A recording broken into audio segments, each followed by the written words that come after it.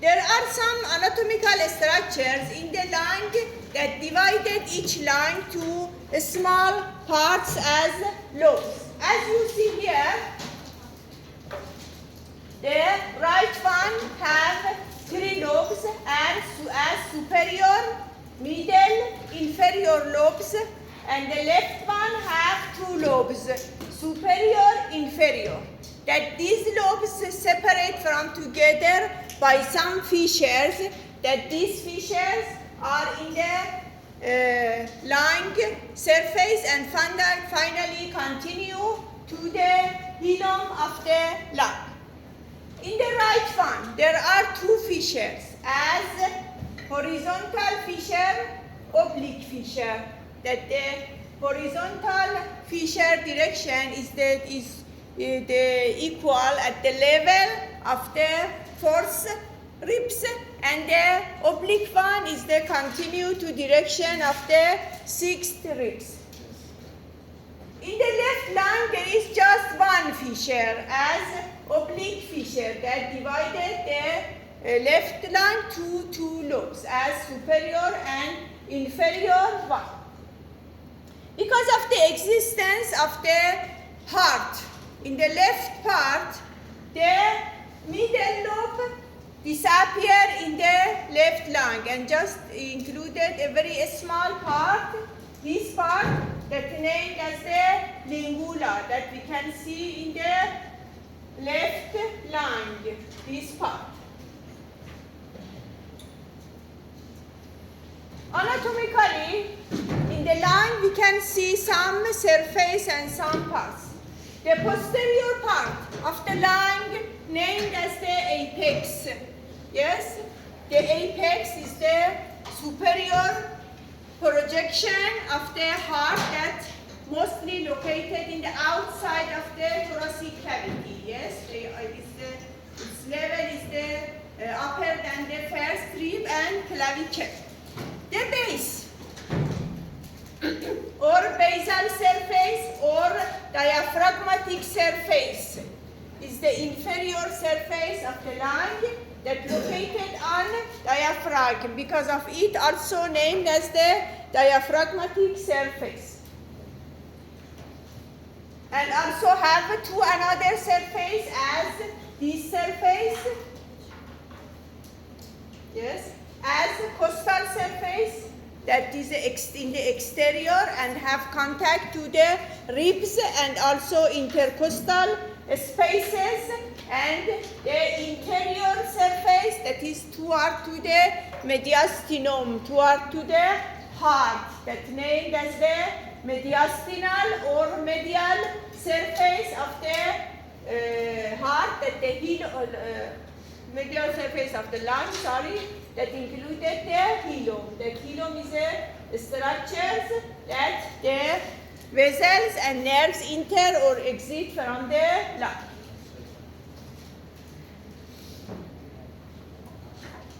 And also there are 3 borders in the lung that separate the surface from together.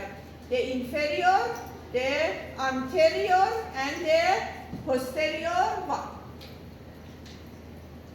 The anterior border is in the anterior that, as you and continue my pen, separate the costal surface from the diaphragmatic surface, the anterior of the lung, that separate the costal surface from the mediastinal, the interior surface of the lung. The inferior border, as you see here, is here, that separate the inferior surface or diaphragmatic surface from to another surface as costal and mediastinal, and finally the posterior border that is a round and separate the costal and mediastinal border from together. In the interior surface or medial surface of the heart, both of them included the hilum or lung root that some structures enter or exit from the lung. That these structures included the artery, bronchus, and veins. Pulmonary artery and veins, and also the primary or main bronchus that formed by the division of the trachea, and each of them enter to one lung. Their location from the up to down in each lung is in the left lung, in the here, in the shoulder left lung. As you see here, the left bronchus in the hilum of the left lung divided again into division, as that we name them lobar bronchus, because the left lung have two lobes. Yes, that the main bronchus divided based of the lobes of the lungs to two in the left lung, to three in the right lung. That as you see here, at first in the superior part we have the left, at first the bronchus, then artery, then again bronchus, and then vein. Yes. In this picture, don't show good. Yes. Bronchus, artery, bronchus, vein. Yes. The location of the veins and bronchus in the left lung. In the right, artery, bronchus, vein. Artery, bronchus, vein. But this picture, because they are schematically, is not very correct. But you know their location in here. As you see here, the fissures continue to the hilum, and we can see also one process of the pleura that covered the lungs. In the medial surface of the lung, also there are some structures that have some impression, produce some impression to the lung, that show the relation of the heart. You know, yes, in the left part we have the heart, yes, so most of the relation are related to the heart, such as aortic arc, descending aorta, that form some impression in the medial surface of the heart. And in the right one, we have mostly the big veins, as the superior vena cava and also the inferior vena cava. That these tables show the relation, anatomical relation of the lung, that I put here the most important of them, and that they form a biggest impression in the heart. But there are some, for example, the trachea, esophagus, or the branches of the aorta, as the common carotid or other one, have also some impression. But you know just this, okay, that the left lung, yes, have a big impression for the heart, as you see here, heart, the aortic arc and the aorta, and also this impression is for the esophagus. And the right one have for the superior vena cava, inferior vena cava, and also have for esophagus this part, and this also show the azygous vein impression that are more important, or more biggest impression of the anatomical relation to the heart. The lungs, covered by a membrane, is a type of the loose connective tissue that named as the pleura. Is a serous membrane that lined by the simple squamous cells. This membrane have two parts. One part of it attached to the wall of the thoracic cavity, the interior wall of the thoracic cavity, that named as the parietal pleura. this one, meaning. And the other part attach to the lung and attach tightly to the lung and also enter to the lung fissures and finally continue to the, yes, as you see as the blue color. Also enter to the hilum of the lung and cover them. Between of these two layers, as parietal pleura and visceral pleura, there is a space that named the pleural cavity that included a little amount of the pleural fluid. That this fluid is necessary for the decreasing of the lubrication in the inhalation and exhalation and form also a dead space for the expansion of the lung. Yes, that I write all of them here as is the pleura.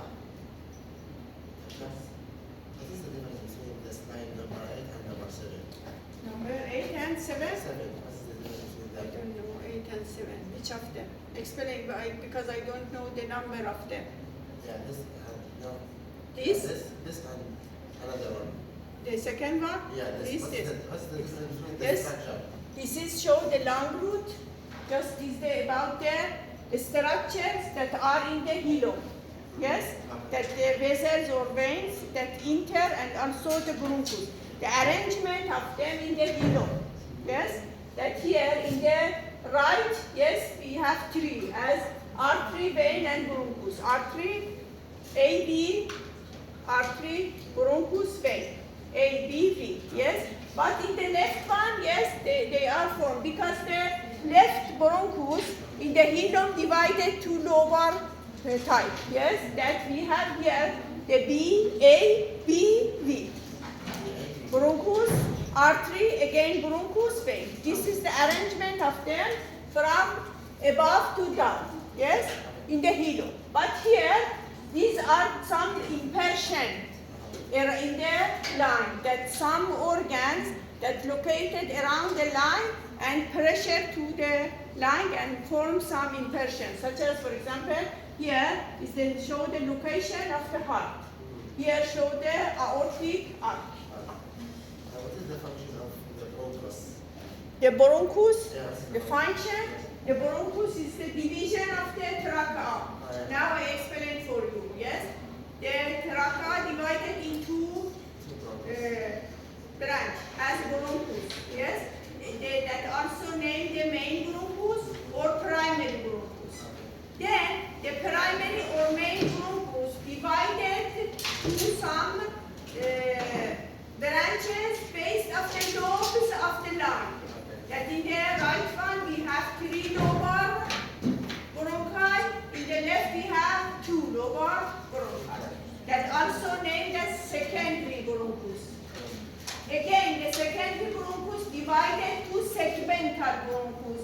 That the segments in both of the lungs are same, including 10 segments that also named as tertiary bronchus. That are 10 in the left one, 10 in the right one. That the lung finally, clinically, that this is important for you, yes? Clinically divided to some segments.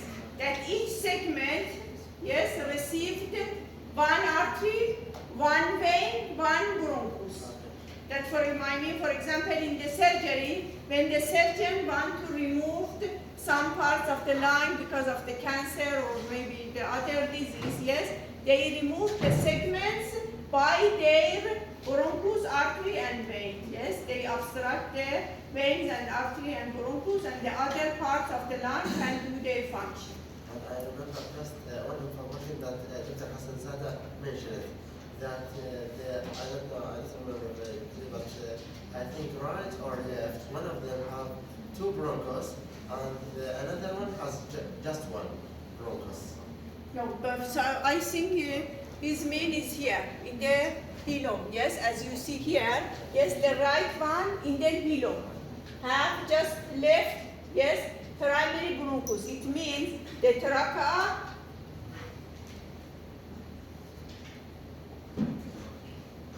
Yes, the trachea, yes, divided two main bronchus.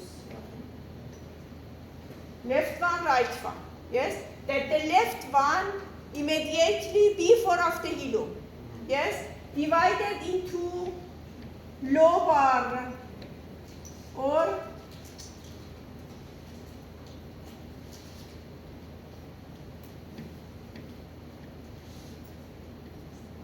yes, this is 2, this is 3.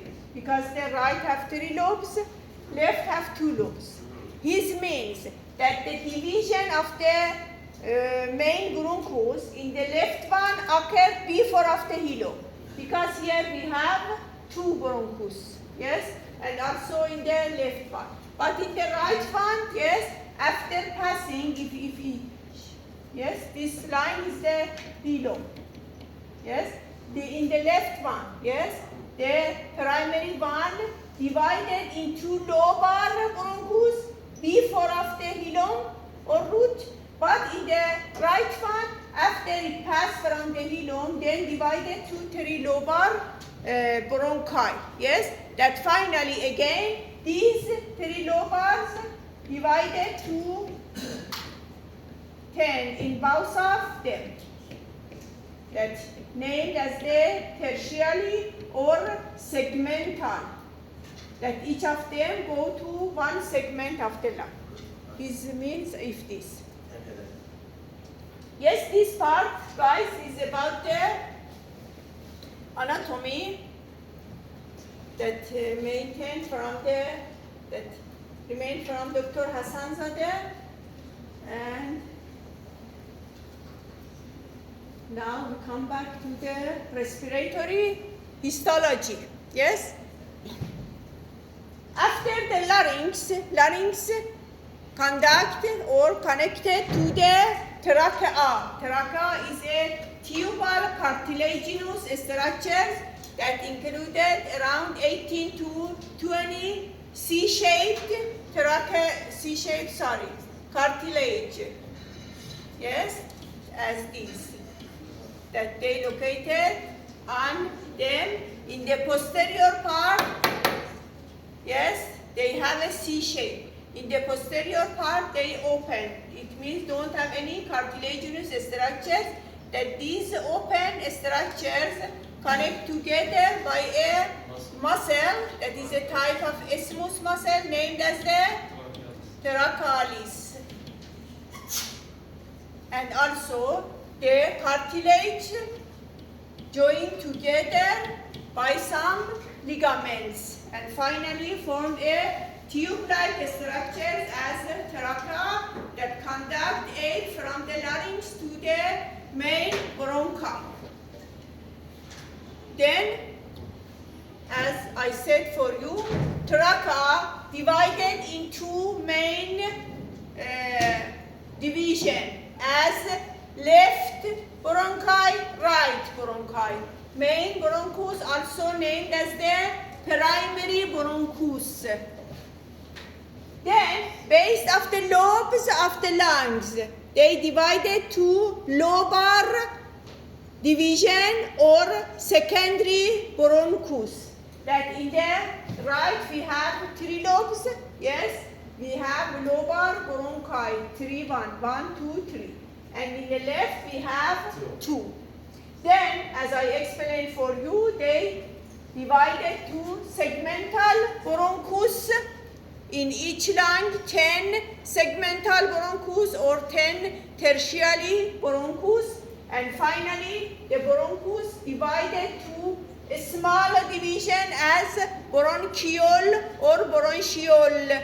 That gradually, as you see here, the diameter of the lumen decreased. The thickness of the wall of the bronchus and bronchi gradually decreased, and they have a lots of branching. Then they divided to terminal bronchioles and finally the respiratory bronchioles. Microscopically, the bronchus, the main one, and the lobar and also the segmental bronchus microscopically have same structures to the trachea that I explained for you, and also explain some differences that are between of them. Trachea is a tube-like structure, have a lumen and a valve. In each valve, from the interior part to exterior part, there is the mucosal layer, lamina propria, cartilaginous structures, and adventitia. The mucosa lined by the respiratory epithelium, pseudo-stratified epithelium that explained before for you, included different type of the cells. Under it, there is the lamina propria and submucosa, that both of them are types of the loose connective tissue that inside of them we can see some collagen fibers, elastic fibers, the seromucous glands, very small and high amount of the vessels and capillaries. And finally, the third layer is a C-shaped serine hyaline cartilage that formed a C-shaped cartilage that in the posterior part they connected together by the trachealis. And finally, in the exterior part, there is the adventitia. That adventitia again is a type of the connective tissue. These four layers are from in the wall of the trachea until the terminal bronchiole.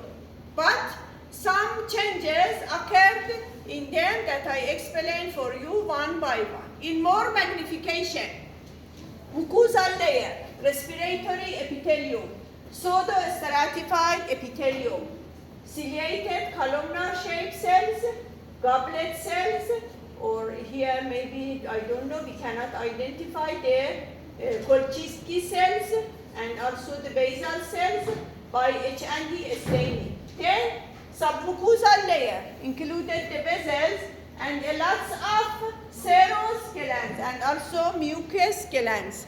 That the seromucous glands are a group of the cells, that these cells maybe are just the mucous cells or just the serous cells, or no, the mix of them that form the seromucous cells that produce the mucus and also the serous. Hyaline cartilage, you know in the first semester, is a type of the specific connective tissue, have a matrix, chondrocytes that are in the lacuna, chondrocyte, lacuna, and the matrix of them, that's because they included lots of glycosaminoglycans. Under microscope, they have a basophil color or purple color that we see them in the practical. And the outermost layer here, that's not shown in the picture, the adventitia. The trachea divided to the bronchus, the primary, secondary, and tertiary, or the main, left and right, lobar bronchi and segmental bronchi. All of them histologically or microscopically have same structures, and also they are similar to the trachea, exception about the structures of the hyaline cartilage. Yes, they are similar to trachea. It means included the mucosal layer as pseudo-stratified epithelium, submucosa connective tissue, cartilaginous structures, and finally the adventitia. What happened in the bronchus? The C-shaped cartilage ring replaced by plate. Yes, they are not continue together. In the trachea, they form a C shape, but in the bronchus, they separate from together. Yes, and form some pieces of the cartilage, form some plates as you see here. One, second, another. Yes, they are not followed together or continuously around the bronchus. They separate from together and form the plates. This is the difference between the structures of the bronchus to trachea. Yes? Then the bronchus continue as other structures as bronchiole or bronchioles. As you see here, the cartilaginous structures disappear and replaced by a smooth muscle. But the other things are similar to the bronchus. The type of the epithelium is the respiratory epithelium, ciliated columnar. Just the change to this. Here, no cartilage. The cartilage disappear in the submucosal layer. The glands also disappear, and in the epithelial cells, some cells as club cells or Clara cells we can see in the bronchiole. I think this is one of the questions. The difference between the bronchus and the bronchioles. The bronchioles don't have any cartilage, don't have any glands, and the club cells appear in these structures. That another one are similar to the bronchus. But gradually, the height of the epithelial or mucosal layer decreased from the bronchi to the more division of the bronchioles. That, as you see here, the epithelium ciliated columnar or ciliated cuboidal. The cuboidal, the height of the cells is fewer compared to the columnar cells. Finally, in the end of the conducting portion of the respiratory system, divided to the terminal bronchiole. That the terminal bronchiole are same to the bronchioles, don't have any cartilage and glands, and also have club cells. But one thing that is important, the columnar epithelium replaced to the simple cuboidal epithelium. Yes, the height of the cells decreased.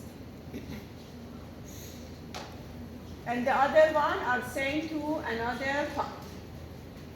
The Clara cells that appear from the bronchioles in the epithelial cells, they are between of the columnar shaped cells, as for example the goblet cell. They are spaced in the epithelial cells, are some dome-shaped and big cells that, as you see here, in their apical surface, they included some granules, and also they are similar to the cells that secreted the surfactant in the lung. Yes, one of their production is surfactant in the bronchioles, and also they produce some products or have some secretion that act as an antimicrobial agent or some cytokines. The Clara cells appear in the bronchiole, that their main function is the production of the surfactant that are similar to the pneumocyte 2 in the lung. The respiratory bronchiole. The alveolar duct and alveoli are the respiratory portion of the respiratory system. The respiratory bronchiole divided to the duct, and finally the duct have connection to the alveolar. The epithelium, mostly they lined. Please don't touch. If you want to touch, go out. Their mucosal layer lined by simple cuboidal epithelium that lost its cilia. They don't have any cilia. The height of the cells decreased, and also the included very thin layers of the lamina propria, and also here the isthmus muscle also disappear, and the duct just lined by the mucosal layer and a few amount of the lamina propria, that is a type of connective tissue, have some few amount of the isthmus muscle cells and also elastic fibers. And finally, the respiratory bronchioles divided to the alveolar duct and alveoli. That the alveolar duct and alveolar just lined by one layer of the squamous cells. They are very thin because they involved in the respiration. Terminal bronchiole is a conducting portion. Here, mucosal layer, submucosal layer we have. The mucosal layer lined by the columnar or cuboidal cells, and in the lamina propria we can find a lymphocyte. Then divided to the respiratory one that just lined by very thin layers of the cuboidal cells, and then to the alveolar duct, this or this, and finally the alveoli, that the main structures of the respiration. Alveolar duct are branches of the respiratory bronchiole, that they act as a airway system that terminate to the alveolar sac, lined by simple epithelium, simple squamous epithelium, and also a few amount of the muscle fibers. The alveoli are surrounded by very thin septum and also the interalveolar septa. Yes, these are. That just this septum included the three type of the cells and a few amount of the collagen type 3 or reticular fibers that form the framework of them. These cells have three types, named as pneumocyte type 1, pneumocyte type 2, and pneumocyte type 3. Type 1, pneumocyte type 1, are one layer of the squamous shaped cells that surrounded the space of the alveoli. They line the space of the alveoli, have a squamous shape, as you see here. The squamous shaped cells, yes, they are very thin cells, flat cells with flat nucleus, that under microscope, by this flat nucleus, as this,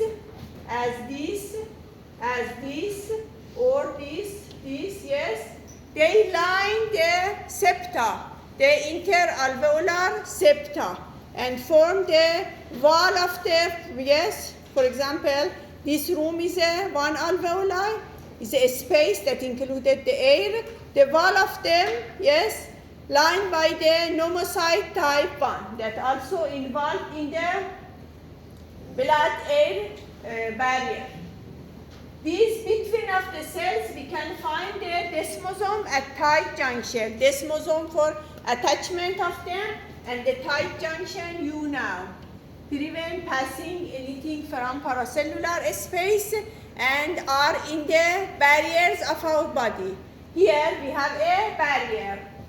The pneumocyte type 1, in this part we have the capillary, that they form a barrier here that can control the exchange of the blood gases or gases between the atmosphere and also the blood, that you can see here. Yes, these barriers formed by the alveolar epithelium, simple squamous epithelium, capillary endothelium, again is a one layer of the squamous shaped cells that line the capillary as this or this, that between of the cells in the capillary, and also here there are the tight junctions that prevent passing from here. Anything should pass from the space of the cells.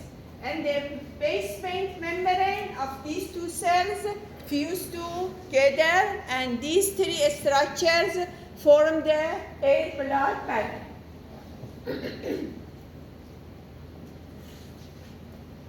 The second one, pneumocyte type 2, also named as granular pneumocyte, because included the granules in its cytoplasm.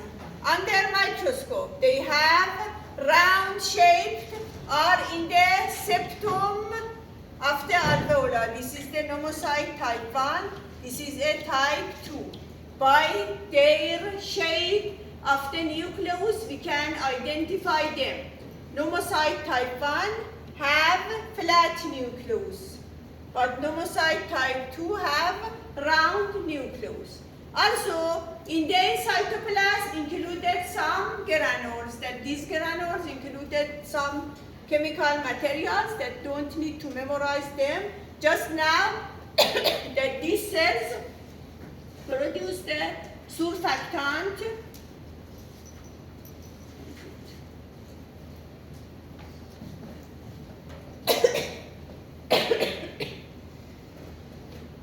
yes, the surfactant released by pneumocyte type 2 that, as you see here schematically, yes, covered all part of the alveolar sac and increased the superficial pressure in these structures. And finally, the third type are the alveolar cells are pneumocyte type 3, also named as the dust cells. These cells derived from the dust cells, derived from the monocyte. Monocytes are blood cells that migrate from the blood to other organs or tissue and differentiate to different type of macrophage that in the lung named as the pneumocyte type 3 or dust cells, that they can act as the macrophage. They eat some particles, different carbon particles or microorganisms or other one, and digest them. The macrophage are in the alveolar space with big nucleus, or maybe located in the apical part of the alveolar septum, in the space or in the septum. How we can identify them? They are bigger than two other types. One. Second one, they are in the space of the space of the alveoli, not in the septum. If they are in the septum, yes, located in the tip of the septums. That are the third type of the alveolar cells. The third one, pneumocyte type 1 with flat nucleus, pneumocyte type 2 by round nucleus that produce the surfactant. These are the three types of the cells in the alveolar. The pneumocyte type 2 also can repair, can do mitosis, and in the injury, when occurred injury, yes, the repair occurred in the injury. They can restore, regenerate, and restore the barrier of the lung. Pleura, as I said for you, is a membrane that covers the lung and also line the thoracic cavity as parietal pleura and visceral pleura. Microscopically, it is a mesothelial or serous membrane that included one layer of the squamous-shaped cells that we name them as mesothelial cells. What is the mesothelial cells?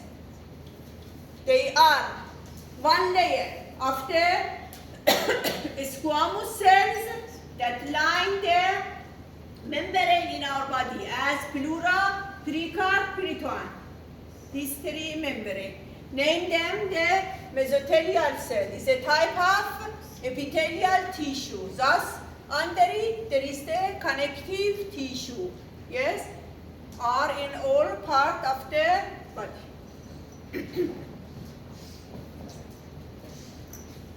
Finally, the microscopic structures of the respiratory system.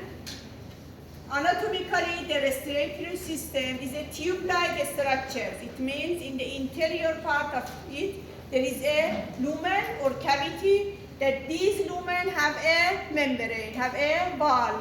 This wall, from interior part to exterior part, included the mucosal layer, submucosal layer, cartilaginous or muscular layer, and adventitia, that in different organs of the respiratory system, based on their function, the type of the epithelium changes, the cartilaginous or muscular structures.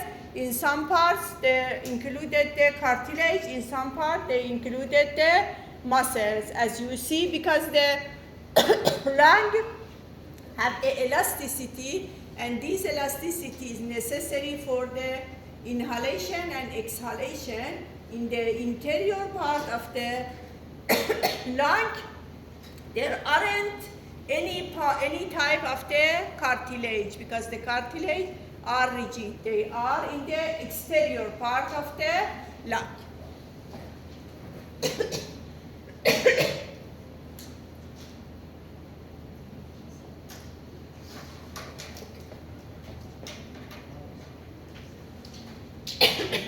Again, I explain for the students that are late after the break. The lung anatomy is the part subject of the Dr. Hassanzadeh desk, that he lived here, and if this part remain, I explain for you. My mean, this part is the for anatomy, and the question of it for the anatomy exam. We know about the respiratory histology, and in the next session we know about the development of the respiratory system or the embryology.